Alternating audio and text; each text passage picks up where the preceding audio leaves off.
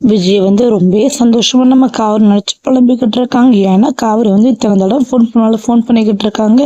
அப்போ இதெல்லாம் பார்த்து விஜய் வந்து நான் ஒரு நாள் மட்டும் பேசணும் இப்படி தவிச்சு புரியடி அப்படி எப்படி முடிவெடுக்கிறேன், நான் வேண்டாம், எனக்கு நீங்கள் முக்கியம், நான் மட்டும்தான் முக்கியம் அப்படி இப்படின்னு சொல்லிட்டு பைத்தியக்காரத்தனமா பேசி இருந்தேன். இப்போ என்னோட நான் பேசணும்னு சொல்லிட்டு எம்மளை இவ்வளோ தயவுப்பட்டு என்னை பார்க்கணும், என்கிட்ட பேசணும்னு சொல்லிட்டு இவ்வளோ ஆர்வமாக இருக்கு அப்படி சொல்லிட்டு அவ்வளோ சந்தோஷப்பட்டு இருக்காங்க. அதே மாதிரி கரெக்டாக காவரி கிட்ட இருந்து வாய்ஸ் நோட்டு வருது. அதில் என்னன்னா இந்த மாதிரி நான் அம்மாட்ட ப்ரெக்னென்டாக்குன்னு எல்லாமே உண்மையை சொல்லிட்டு அது மட்டும் இல்லாமல் அம்மா உங்களை மீட் பண்ணி பேசணும்னு சொல்கிறாங்க அப்படி சொல்லிட்டு காவரி சொன்னது கேட்டோன்னு விஜய் அவ்வளோ சந்தோஷம் தாங்க முடியல. அது மட்டும் நான் சந்தோஷத்தில் அப்படி துள்ளி குதிச்சு நிற்கிறாங்க. காலையில் இப்போ காவரியை பார்த்து உங்கள்கிட்ட மன்னிப்பு கேட்டு எல்லா பிரச்சனையும் மொத்தம் முடிச்சிடணும். அது மட்டும் இல்லாமல் எங்கள் அம்மா காலில் விழுந்தாட்டும் மன்னிப்பு கேட்டு காவரி எப்படி வீட்டுக்கு கூட்டிட்டு போகணும் அப்படி சொல்லிட்டு அவ்வளோ சந்தோஷமாக நம்ம விஜய் இருக்கிறப்ப நம்ம காவரி அதே மாதிரி காலையிலே ஃபோன் பண்ணிட்டு இருக்காங்க. அப்போ நம்ம விஜய் வந்து காவரி ஃபோன் அட்டன் பண்ணாமல் அப்படியே உட்காந்துருக்காங்க. இதை நினச்சிக்கிட்டு நான் காவரி மறுபடியும் ஃபோன் பண்ணுறாங்க. அப்போ இதை கேட்டோன்னு நம்ம விஜய் வந்து அட்டன் பண்ணுறாங்க. உடனே என்ன சொல்ல அப்படி சொல்கிறாங்க. ஒன்று நம்ம காவரி வந்து நைட்டில் எத்தனை தான் ஃபோன் பண்ண அது மட்டும் வாய்ஸ் நோட் நீங்கள் பார்த்துட்டீங்க நல்லாவே தெரியும், தெரிஞ்சது கூட நீங்கள் ஃபோன் பண்ணி எதிர்பார்த்துக்கிட்டு ஆனால் நீங்கள் இதுக்கு நீங்கள் காலே பண்ணலாம் அப்படி சொல்லி கேட்குறாங்க. ஆனால் விஜய் வந்து ரொம்ப கோவமாக நக்கலாக பேசுகிறாங்க. நான் இதுக்கு உனக்கு கால் பண்ண அது மட்டும் இல்லாமல் நீ எந்த ஒரு மெசேஜ் கூட அனுப்பிட்டு போ, நான் பார்த்தேன் தான், அதுக்காக உனக்கு ரீப்ளை பண்ண அவசியமே கிடையாது, நான் எதுக்கு உனக்கு ஃபோன் பண்ணி பேசணும்னு சொல்லி எதிர்பார்க்குறேன் அப்படி சொல்லிட்டு ரொம்ப கோவமாக பதில் பேசுகிறாங்க. இதெல்லாம் கேட்டு விஜய் காவரி வந்து செம்ம ஷாக்காங்க. என்னங்க இந்த மாதிரிலாம் பேசுறீங்க அப்படி சொல்லி கேட்குறாங்க. ஆமாம் நான் அப்படிதான் பேசுவேன், நீ எப்போ பார்த்தாலும் நான் வேண்டாம் சொல்லி முடிவு எடுத்துட்டு இருக்கல, அப்போ நான் மட்டும் இந்த மாதிரி தான் பேசணும்னு சொல்லி நீ எதிர்பார்த்துட்டு இருக்கிறியா, நான் மாறிட்டேன் காவேரி நீனும் மாறிட்டுப்போ அப்படி சொல்லிட்டு ஒரு கோவத்தில் காலை கட் பண்ணுறாங்க. தப்ப காவேரி ரொம்ப தவிப்பட்டு என்ன விஜய் இந்த மாதிரிலாம் பேசுகிற ஆளே கிடையாது. அப்போ பாட்டி சிட்டியை சொன்ன மாதிரி விஜய் நம்மளை வேண்டாம்னு முடிவு எடுத்துட்டாரே என்ன, நியூஸ் பேப்பர் அப்போ அவர் தான் அனுப்பியிருப்பாரு அப்படி சொல்லிட்டு ரொம்ப கண்கலங்கிக்கிட்டே ரொம்ப குழப்பத்தோட உட்காந்துருக்காங்க. இந்த பக்கம் சாரதா அதே மாதிரி குமரனை கிட்ட என்ன தம்பி இந்த பையனை பார்த்தீங்களா பேசுனீங்களா நான் கூப்பிட்டேன்னு சொன்னீங்களா அப்படி சொல்லி கேட்குறாங்க. உடனே நம்ம நிவேன் வந்த இடத்துக்கு வந்து நம்ம குமரனை கிட்ட சொல்கிறாங்க. சொல்லவா வேண்டாம்னு சொல்லி ரொம்ப தயக்கத்தோடு நின்று இருக்காங்க. அப்போ நம்ம சாரதா வந்து என்ன ரெண்டு பேரும் தயக்கத்தோடு நிற்கிறீங்க, அப்போ அந்த பையனை பார்த்தீங்களா பேசல, குடும்பத்துக்கு எல்லாருமே பேசக்கூடாது, காவரிக்கு அதுக்கு எந்த ஒரு சம்மந்தமில்லை சொல்லி மூஞ்சில் அடிச்ச மாதிரி சொல்லிட்டாங்க அப்படி சொல்லி ரொம்ப கோவமாக கேட்குறாங்க. இதெல்லாம் கேட்ட குமரன் நிவினும் அங்கே விஜய் இல்லவே இல்லை, அது மட்டும் பாட்டி தாத்தா தான் இருந்தாங்க, அந்த மாதிரிலாம் எதுவுமே நடக்கலை, நாங்கள் விஜய் எங்கேயும் வெளியே போயிட்டாரு போல, வெளியே போயிட்டு வீட்டுக்கு வந்த பிறங்கிட்ட பேசி விட்டாரு விஜய் கூட்டிகிட்டு வந்துடுறோம் அப்படி சொல்லிட்டு இருக்காங்க. உடனே இதெல்லாம் பார்த்து நம்ம சாரதா வந்து அப்படியே ரொம்ப டென்ஷன் அப்படி இடிஞ்சு போய் உட்காந்துக்கிட்டு புலம்ப ஆரம்பிச்சாங்க. ஏன் பொண்ணோட வாழ்க்கை என்ன ஆகும்னு தெரியலையே, பணத்துக்காக நடிக்க போனேன், இப்போ வயதில் குழந்தையும் வாங்கிட்டு வந்துட்டாலே, இப்போ எல்லாரும் நாலு உலகம் என்ன பேசணும் தெரியல, இப்போ இந்த பையன் வேற ஃபோன் எடுக்க மாட்டேக்கான், நேரில் போய் பார்க்கணும் அந்த பையனும் அங்கே இல்லை, எங்கள் பாட்டி சுற்றி இந்த மாதிரி விவகாரத்தை அது இதே சொல்லிட்டு இருக்காங்க, என் பொண்ணோட வாழ்க்கை என்ன ஆகுமோ நானே என் பொண்ணோட வாழ்க்கையில் மண்ணிலே போட்டேன்னு அப்படி சொல்லிட்டு அப்படியே அங்கேயே இடிஞ்சு உட்காந்து தலைமையில அடிச்சுக்கிட்டு அழ ஆரம்பிக்கிறாங்க. இதெல்லாம் பார்த்த காவரி அங்கேருந்து ஓடி வந்து என்னம்மா பண்ணிட்டு இருக்க, எதுக்கு பண்ண தேவையில்லாமல் அழுந்துக்கிட்டு இருக்கு, என்னோட வாழ்க்கைக்கு எந்த ஒரு ஆபத்து வராதுமேன்னு எனக்கு நல்லா விஜய் ரொம்ப நல்ல வருமா, விஜய் அப்பெல்லாம் கைவிட்டுட்டு போக மாட்டார், அது மட்டும் இல்லாமல் என் மேலேயும் என் வயிற்றுல வளர குழந்தை மேலே அவர் அந்த அளவுக்கு பாசாச்சு, என்னையும் என்னோட குழந்தை எந்த ஒரு சூழ்நிலையும் அவர் கைவிட மாட்டாருமா அப்படி சொல்லிட்டு இருக்காங்க. இதெல்லாம் அங்கேருந்து கரெக்டாக விஜய் வீட்டுக்குள்ள வந்தாரு. விஜய் வீட்டுக்குள்ள வந்தானே கேட்டுட்டு இருந்திருக்காரு.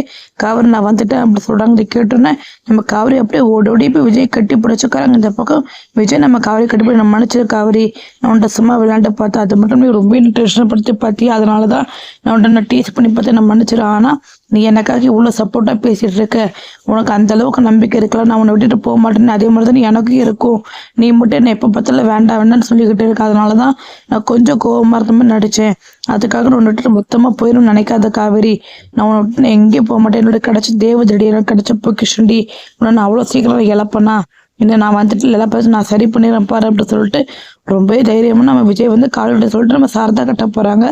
சாரதா கிட்ட போனோடனே இங்கே பாருங்கத்தை நான் மன்னிச்சிருங்க, அது மட்டும் நான் பண்ணது மிகப்பெரிய தப்பு தான், இப்போ தேவையில்லாமல் கோவப்பட்டு இருக்காதீங்க அப்படி சொல்கிறாங்க. உடனே நம்ம சாரதா கேட்குறாங்க, என்ன தம்பி இதெல்லாம், அது மட்டும் இல்லாமல் உங்கள் மேலே நான் மிகப்பெரிய மதிப்பு மரியாதை எல்லாமே நான் வச்சுருந்தேன், ஆனால் நீங்கள் எப்போ அக்ரிமெண்ட் போட்டு என் பொண்ணை கல்யாணம் பண்ணி இந்த மாதிரி சீரழிச்சவங்களோ அப்பவுமே உங்கள் மேலே இந்த மதிப்பு மரியாதை எல்லாமே சிக்குன்னராக உடஞ்சி போச்சு, அந்த மதிப்பு மரியாதை இப்போ திரும்பி வரப்போகிறதே கிடையாது, ஏன்னா இப்போ அதுக்கு மேலே ஒரு பெரிய தப்பு பண்ணியிருக்கீங்க, அக்ரிமெண்ட் போட்டு கல்யாணம் பண்ணி பணத்துக்காக இந்த பொண்ணு நடிக்க வந்திருக்கு, அப்படிப்பட்ட பொண்ணு வயிற்றுல குழந்தை கொடுத்துட்டு இப்போ விட்டுட்டு போயிட்டீங்களே, நியாயமா தம்பி அப்படி சொல்லிட்டு கண்களையும் கிட்ட நம்ம சாரதா வந்து கேட்குறாங்க. இதெல்லாம் பார்த்து விஜய் வந்து நீங்கள் சொல்கிறதெல்லாம் தப்பு தான், அது மட்டும் இல்லாமல் நான் அந்த மாதிரிலாம் கிடையவே கிடையாது, நான் அக்ரிமெண்ட் போட்டு காவிரி கல்யாணம் பண்ணது மட்டும்தான் தப்பு, அதுக்காக நான் காவிரி வயிற்றில் குழந்தை கொடுத்தது எல்லாமே ஒரு மனசாட்சி இல்லாமல் நடந்தது கிடையாது, அது மட்டும் எதிர்த்து நடந்தது.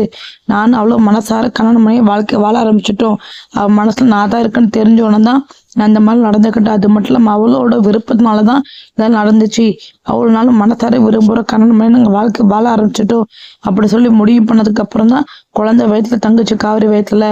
அதுக்கு முன்னாடி உங்களுக்கு தெரியவே தெரியாது. அது மட்டும் இல்லாமல் ஆனால் அக்ரிமெண்ட் விஷயம் இந்த மாதிரி தெரிய வரும், காவிரி அண்டத்தை பிரித்து கூட்டிகிட்டு போய் நான் கொஞ்சம் கூட எக்ஸ்பெக்ட் பண்ணலை.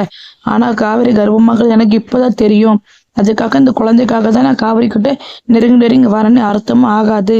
காவிரி தான் எனக்கு எல்லாமே, குழந்தையோட எனக்கு காவிரி மட்டும்தான் முக்கியம்.